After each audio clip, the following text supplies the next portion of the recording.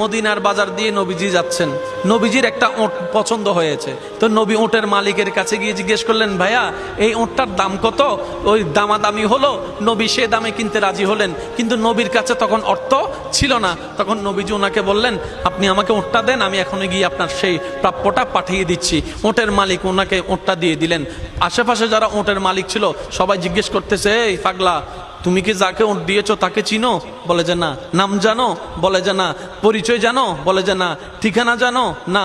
তো তুমি যে ওটটা দিয়ে দিলা, উনি যদি ওটার টাকাটা না ফাটায় তখন তো তুমি লসের মধ্যে চলে যাবা। সে ওটের মালিক বলে, এত সুন্দর নুরানি চেহারাওয়ালা কখনো বাটপার হতে পারে না, কখনো চিটার হতে পারে না, কখনো মিথ্যুক হতে পারে না। ওনার চেহারা দেখেই তো আমি ওট বিক্রি করার আগে মনটাই বিক্রি করে দিয়েছি, মনটাই বিক্রি করে দিয়েছি, মনটাই বিক্রি করে দিয়েছি। তোমরা যাই বলো, আমার মন বলে উনি আসবেই আসবে, টাকাটা পাঠাবেই পাঠাবে।